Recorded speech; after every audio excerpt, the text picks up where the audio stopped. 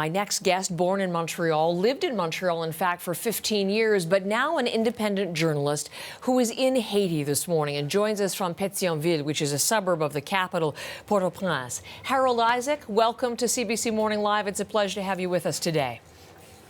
Thanks for having me, Heather. You were listening to Ashley's reporting there. So the details that we have is set to be, we understand, announced officially in terms of irregular border crossings in Roxham Road in particular. You're familiar with that, I know.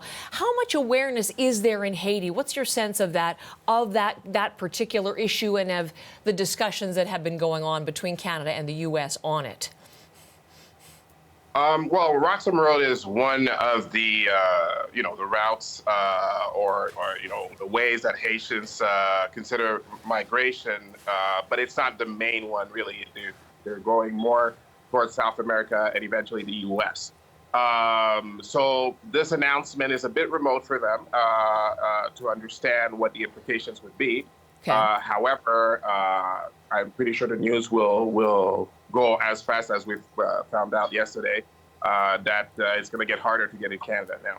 I was speaking to a woman who runs a Maison d'Haïti in Montreal, and she was telling us that 30 to 40 people are arriving at her cultural organization every day from Haiti, and they've come largely through that Roxham Road irregular crossing. So there is an impact, and once maybe word filters out, I'm wondering, the changes, will they be important to the people who are seeking to escape to safety? Will it have a significant impact on them, do you think, the changes? Well, Haitians over the last at least 5 years have been sadly accustomed to very treacherous treks to get to, better opportunities and better places, either through South America, the Darien Gap, Del Rio in the border, southern border of the U.S.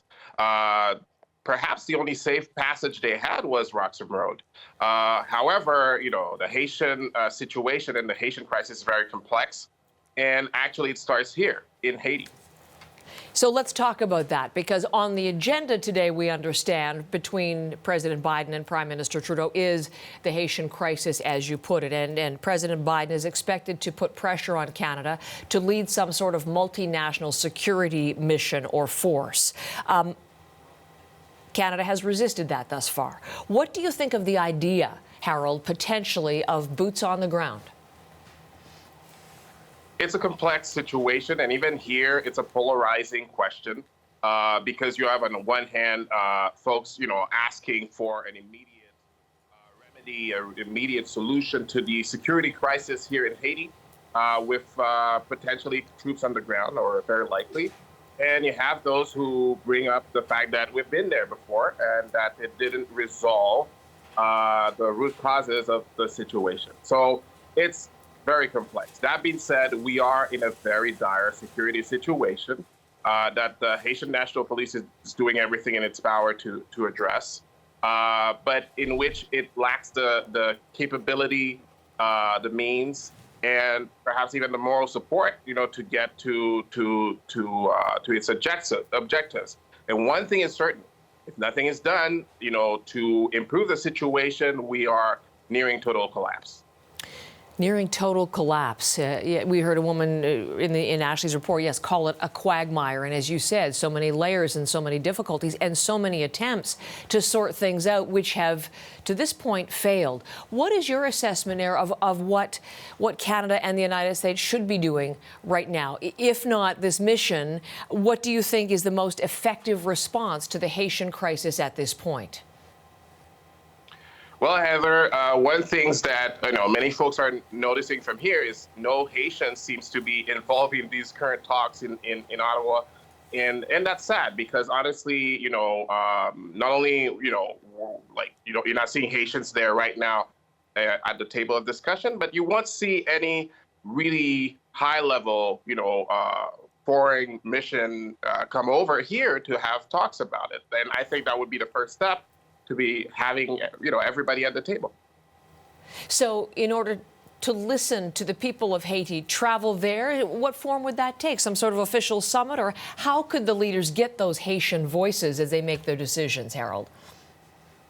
Well, it's clear that, certainly we cannot compare ourselves to the situation in Ukraine. However, There has been high-level delegations going to Ukraine, trying to assess the situation on the ground and determine what should be done and what could be done, along with the stakeholders. And I think in a certain way, the same is required for Haiti, which is way closer to home and nearly it's 4 hours away from Canada, direct flight. So I feel that for the most part, from the ground here, that's what's lacking.